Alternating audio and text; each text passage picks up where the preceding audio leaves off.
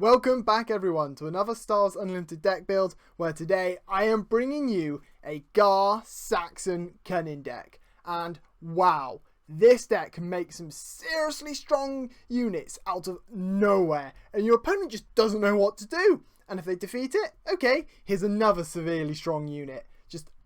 This deck is an absolute powerhouse you should not sleep on. How does this deck make such big units, you may ask? And that is due to Gar Saxon ability. So what it is, each friendly upgraded unit gets +1. So that's not once per turn, it's not if he's exhausted or in play, that's just permanently, they get +1. Then when he's deployed, comes out on 6 resources and he's a 4/7, so solid stat line anyway. But each friendly unit still gets that +1 and gains, when defeated, you may return an upgrade that has attached this unit to its owner hand. So you can just keep recycling your upgrades over and over and over. You get the point. And what's even better, that's not once per turn either. So in theory, you can just keep looping the same upgrade over and over. I love it. I didn't expect this deck to be this strong. And wow, it's a powerhouse. So why else is this ability so strong? That's because there's so many cards in the game that already have shielded automatically. And because shielded counts as an upgrade, it gets the +1. And there's other cards that just give experience tokens. They also count as upgrades. So experience tokens, in theory, are giving it +2 attack. There's some beautiful cards in this deck. I'll break down over this deck video that with this ability becomes so strong out of just nowhere. To make the most of Gar Saxon ability, we've decided to match it with Cunning. For the sheer reason of, there's a few units in this deck that already come out shielded that are Cunning. So with Gar Saxon giving it +1, you've got a shielded +1 unit coming out. Beautiful. There's also one key upgrade in this deck that is Cunning that had to be in here. So the leader and base gone over, let's just kick things off and go straight into our ground units. And we're going to start off with a 2 cost and we're going to run 2 Follower of the Way. This card's pretty nice. So what does it do? When this unit is upgraded, it gets +1/+1. With Gar Saxon, it gives it another +1 to attack. So in theory, if you ever upgrade this card, it gets +2 attack and 1 defense. That's not even including whatever the upgrade is. And one of my favourite things to do with this card is turn 1, you play out Follower of the Way. Turn 2, you equip him with Mandalorian armor. So then he becomes a shielded, +1 attack, +3 health from this. Then it gets +1/+1 from his ability. And it gets a +1 from Gar Saxon. You have a severely strong unit in turn 2.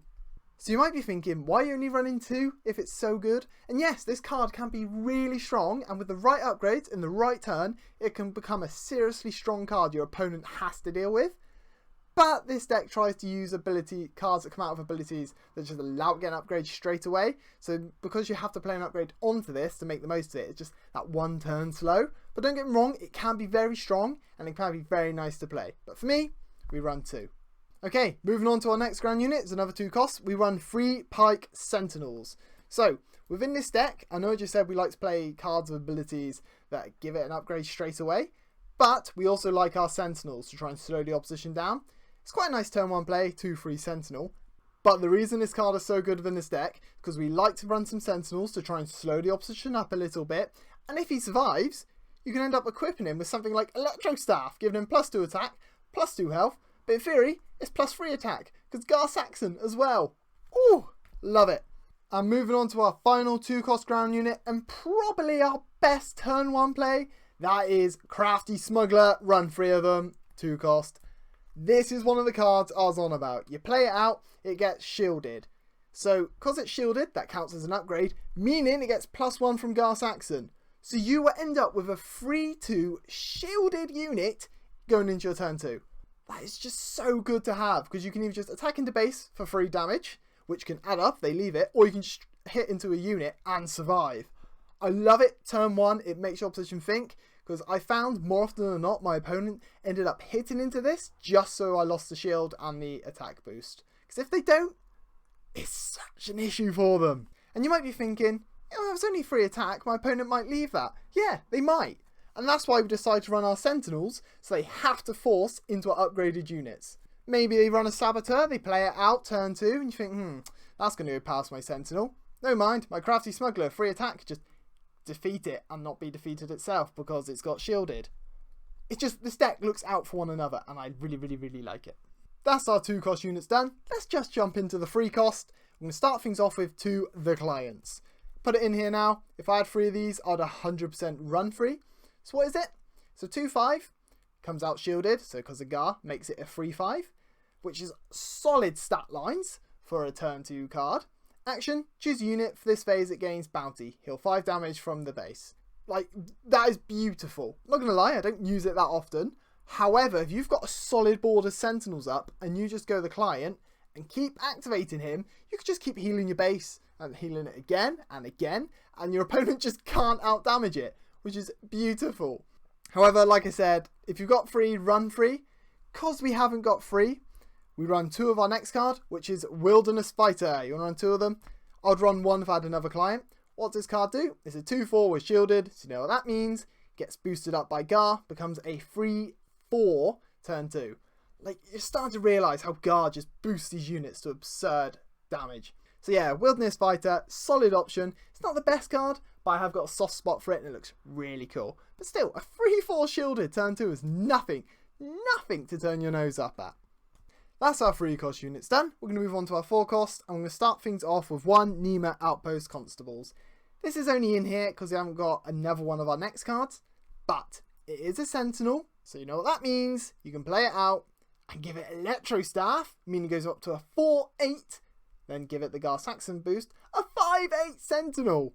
And there's another reason I ran this card within this deck, because it's a blue aspect. Remember that's going to come in crucial in a minute. Moving on to our next 4 cost is 2 Lone Pikes. This is, I'd run a 3rd if I had a 3rd, but I don't, so I run Constables instead. What does this card do? On attack, you may give a shield token to an enemy unit, and if you do, give a shield token to a friendly unit. So good. So good, because remember, shield tokens counts as an upgrade, so you can put this on a unit to give it +1 attack. Worst case scenario, right? It's a 4 cost, 4/6 stat line. That's so strong as it is. Like, this card is so slept on. Another reason I really like it is because you play it out, right? You go into attack. You attack into it. It's on play, activates. You can give a shield token to, I don't know, a space unit because you're not too bothered about over there. And then give a shield token to itself, meaning it becomes a 5 attack. Normally defeating whatever it's attacking. Or you maybe just shield it so you hit base for 5. And then they're just having a shield in space that you don't care about too much. Yeah. Oh, so good. Some of the top targets I look to go for is our next card, Lieutenant Childston with it. Or we like to hit our Super Commando Squad, because once this is upgraded, it gets Sentinel. So you can just like infinitely give it Sentinel, which is absurd. To be honest, you can get away with running less because it's got that smuggle, but just having that 3rd option to play out for 4 rather than 5 does come in nice. Okay, so I've just spoiled our next 4 cost, and it's a card that's absurdly strong in this deck, and I'm going to tell you why. That is 3 Lieutenant Charleston. Wow. Wow, wow, wow. So, this card's got Sentinel, but when played, reveal up to 4 blue cards from your hand, or Vigilance. For each card revealed this way, give an experience token to this unit. Nuts. Nuts, nuts, nuts, nuts, nuts. At locals, this card has just won me games outright. Give it 4 experience tokens, right? Experience tokens counts as an upgrade. So, he becomes a 6/6 Sentinel, which is already absurd. Because these counts as upgrades, he kicks in. He becomes a 7/6 Sentinel in turn 3. A 7/6 Sentinel. If they don't defeat it, you can just keep hitting into them for 7 damage. On top of that, you can give it shields. Wow. Turn 3, a 7/6 Sentinel. Don't forget, I love Pirate Battle Tank, and I keep putting it into my deck builds, as you guys have seen, and that's a 4/6 Sentinel. 7/6! Like, it's so good. I once played a Sabine at locals. I put this down, it didn't have any saboteurs, and it just single-handedly just wiped their entire field. And it actually survived. The next turn, I just then used it to attack into the base. On top of that, if they put a Sabine down with Darksaber, it can still one-shot her. Because this comes out the same turn. Like, it's so good. Please run it if you use this deck. Please, I beg you. Okay, so that's our 4 cost units done. I'm an absolute rant about how good that card is. We're now moving to our 5 costs. We're going to start with 1 Gideon Hask. This is another card if I had more of, I'd run more. When an enemy unit is defeated, give an experience token to a friendly unit. And remember, as we just discussed, experience tokens count as upgrades. So when an enemy unit is defeated, you can just keep giving whatever experience tokens. Do you know what's a really good combo? This guy out at 7/6 for Sentinel, then you play Scout, and everything that keeps crashing into him is defeated, so you just keep giving out experience tokens. If you really want to be annoying, you can just keep giving it to Charleston. Do you know what else is nice about this card? It says give experience token to a friendly unit, so he can give it to himself. With one experience token, he becomes a 7/6. A few times in locals as well, with Gideon, and the unit's been defeated, and I've given Gar Saxon a experience token. And because it doesn't say each other, so it includes himself, he instantly became a 6 attack, 8 health leader. Whoo! Okay, moving on to our next 5-cost unit is another one I spoiled earlier. That's Super Commando Squad. Another insane card within this deck. So this card comes out shielded, and when this unit is upgraded, it gains Sentinel. So the time you play it out, because it's got the shield, it instantly becomes a Sentinel, meaning it gets the +1 attack, making it a 5/4 Sentinel. But you know what makes this card so beautiful? You give it a Mandalorian armor. Wow. Because Mandalorian armor makes it a 5/7. Gets the boost from this, a 6/7 Sentinel. Ooh-hoo-hoo. As you can see, your opposition can get so annoyed when you're playing Charleston, and then this. What else is nice? If you've got Gideon Hask on field, you can just keep giving this experience tokens, and yeah. As you can see, this deck really likes to help each other out while playing some beefy boy Sentinels your opponent can't deal with. Do you know what else is a serious problem for your opposition to deal with? If you give Super Commando Squad Electro Staff, making it +2/+2, or if you give Charleston Electro Staff. Whew! One thing I'll say now though, be careful of upgrading one unit too much, because all it takes is one waylay, and you're in trouble. So that is our 5-cost units done. I'm going to move on to our 6 costs, and we run 1 Kragan Gore. To be honest, I would run 2 and drop one of our next card.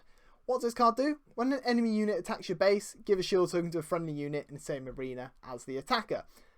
What I have done a few times is Super Commando Squad's out of its shield, they attack into it, they lose its shield, so it loses its Sentinel, then they attack into base, activating Kragan, then I can give this guy another shield token, making him a Sentinel once again. So our next 6 cost is Fenrir out. We run 2 of them. I would drop one for another Kragan if I had one. What does this card do? When played, you can play an upgrade from your hand. It costs 2 less, so I'm going to spoil it now. That means you can play all of the upgrades in your deck for free. When you play an upgrade onto this unit, give an enemy unit -2/-2 for this phase.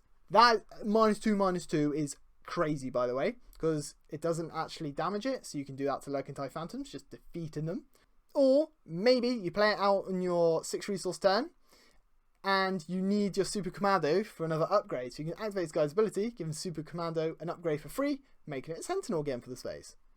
And the last unit within our deck is a 7 cost. I would definitely justify having more of these if I had more, but 1 is solid enough, and that is 1 Count Dooku. So, he comes out shielded, so instantly he gets a +1 attack from Gar Saxon, making him a 6/4. And when played, you may defeat a unit with 4 or less remaining HP. Just instant removal, boom, see you later, and then you got 6/4 on the field. Yeah, again, I'd run more if I had more. I don't think I'd run 3 potentially, because this deck's got quite big units anyway, but it is a nice bit of removal, and your opposition, yet again, has to deal with it when it comes out. To be honest, Duke is in here mainly for his removal, which is lovely. I think that's why I'd run more. But I'd say the more powerful cards in this deck are your Super Commandos, your Gideon, your Charleston, and to be honest, Gar Saxon is kind of one of your main bits of damage, because when he comes out and upgrades him, this is where like your big beefiness comes from. Okay, that is our ground units finished off, and let's move on to our space units. I'm going to start things off with 2 Inferno 4s. So the main reason this card is in this deck is for its when played undefeated. Look at the top 2 cards of your deck, put any number of them at the bottom of your deck and rest them the top in any order. It's kind of just in here because it can set us up the next turn, so maybe you haven't had the best turn 1, you can play it out, just look at the top 2 and then set yourself up for the following turn. So that's our 2 cost done. We'll move on to our 3 cost space unit, and a powerhouse in space for us, and that is we run 3 7 Fleet Defender. Why is it so good, you may ask? Because it's a 3 cost, 3/2 that comes out shielded. So you know what that means? It instantly becomes a 4/2 because of Gar Saxon boosting it up. Wow, this card can put some serious damage in over in space, and by the time your opponent normally plays something to deal with it, it's got like 2 attacks in, so that's 8 damage. Or maybe your opponent does play something out to deal with it, because it's shielded before attacking, normally just one-shots it. This card quite often plays Bodyguard to our next space unit, and if you watch my Grand Moff Tarkin deck, you know what's coming. That is, we run 3 Lurking TIE Phantoms. I know it's got no ability that triggers with Gar Saxon, but it's a 4-2 with Ray 2. Why is this card within this deck, you may ask? Give it an upgrade. Just give it an upgrade. Snapshot Reflexes, for example, becomes a 3-3. So when it attacks, it becomes a 5-3. But with Gar Saxon, meaning it becomes a 6-3 space unit that can't be captured, damaged, or defeated by enemy card abilities. Nuts. Absolutely nuts. Severe damage going in. And if they play something in space to deal with it, that's when your 7th Fleet Defender comes in to just take the blow for you. Okay, our next space unit is actually a 6 cost, and we run 2 Clan Saxon Gauntlets. So it's a Sentinel in space. I think you guys can tell I like my big Sentinels at this point in this deck. When this unit is attacked, you can give an experience token to a unit before damage is dealt. More often than not, you're going to give an experience token to this unit, meaning if you give 1 to it, it becomes a 5-6. However, Gar Saxon, meaning it becomes a 6-6. That experience token boost normally makes it enough so it can survive, defeat the opposition, and yeah.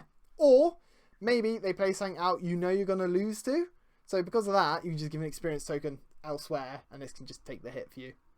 And the last space unit is a 9 cost and run Avenger. When played on attack, an opponent chooses a non-leader unit they control, defeat that unit. Just win harder, really. Normally the games don't go on for this long, but maybe they do. Having a 9 cost 8-8 with that ability, insane. Yet again, if you really wanted to, you can give this card an upgrade, a shield token, experience token, meaning it gets the +1 from Gar Saxon still. I mean, that's really mean if you do that, but it's also really good. So that is our space and ground units done. Let's move on to events and upgrades. And let's be honest, it's an upgrade deck, so you know, Gar Saxon kind of comes in kind of nice. So our events and upgrades are crucial. Start things off with 1 cost, and that is 3 Snapshot Reflexes. What does it do? When played, you may attack with an attached unit, giving it +1/+1. Gar Saxon gives it another +1, so for 1 cost, you're giving it 2 attack, 1 health, and you can attack immediately, which is gorgeous. So the problem with upgrades is that they're slow, but this just means boom, you can attack straight away. And look how gorgeous this is in hyperspace, by the way. Okay, moving on to our 2 cost event upgrades, we run 2 Devotions. What does it do? Attached unit gains Restore 2, so when you attack, you get to heal 2 damage from your base. Lovely. Gives it +1/+1, but because of Gar, remember, +2/+1. This is mainly used for when you play those really aggressive decks, or maybe someone's just outpacing you a little bit. You can just slow it down, heal up your base. This is also a really nice one to give your space units. I found more often than not, this is the one I was often given my Lurking TIE Phantom, because it's just solid stat line and it keeps healing. And I found with the ground units, I wanted to give it something more like Electro Staff or Mando Armor, just to protect it while I heal away in space. Okay, so our next 2 cost event upgrade is 2 Mandalorian Armors. What does it do? You can only attach it to a non-vehicle unit, and when played, if attached to a Mandalorian, give a shield token to it. Gives it +1 attack, 3 health, but remember, Gar Saxon 2 attack. You can drop one Devotion for a 3rd Mandalorian Armor, but the reason I don't is because I found 2 comes up enough, and you haven't got enough Mandalorians in your deck to justify 3. And because it can't go to a vehicle unit, like I said, I can't really give it to my Lurking TIE Phantom like I can with Devotion. With that being said, even though you don't run tons of Mando units, the ones you do really benefit from it. Like I said, giving your Super Commando squad one of these is like a game changer. Not just that, Gar Saxon's a Mandalorian, so you can give him this, making him a 6/10 with a shield. I'm really not joking when I say Gar Saxon is like one of your power cards in the deck. I know most leaders are used for their abilities, but once he hits the board and you give him an upgrade, they have to deal with him. Like I can't stress enough how many times at locals they haven't respected him and he's just won me the game. Do you know what else I found at locals that was so good about giving this guy Mandalorian armor? So you have a Sentinel out and then you give Gar Saxon Mando armor, you've got a 6 attack 10 health leader that they can't touch because they have to go through your Sentinel first. Meaning your Sentinel takes 2, maybe 3 hits, and by that time Gar Saxon is just cleaning up. You've normally got Hask on the field by then as well, So the Sentinel is defeating units, meaning you can boost your Sentinel back up with those experience tokens, or give them to Gar to make him even stronger. I don't think I've ever run this deck at locals and Gar Saxon hasn't just done absurd damage and they just don't know what to do. Except for one time he got rival fooled and I was kind of sad. And our last upgrade and our last 2 cost, you've seen it already, that is 2 Electro Staffs. I don't want to run 2 for the sheer reason of it's mainly good for your Sentinels, and I'd much rather see like a Snapshot Reflexes, and you don't want too many upgrades because then you get too many in hand, can't do with them. What does the card do? When attached unit is defending, the attacker gets -1. So let me just set this into scenario for you. You can attach this to Charleston, or maybe a Super Commando squad, giving it +3 because of Saxon and +2 health. They lose 1 attack, and it's already like absurd stats. Why wouldn't you? Is all I have to say. One thing to be aware of, yet again, it can't be attached to a vehicle unit, but to be honest, that's alright, because I've kind of designed this to put it onto your Sentinels. Electro Staff, yet again, is another one of those cards that people don't really realise how strong it actually is until they play against a deck like this with a beefy boy Sentinel.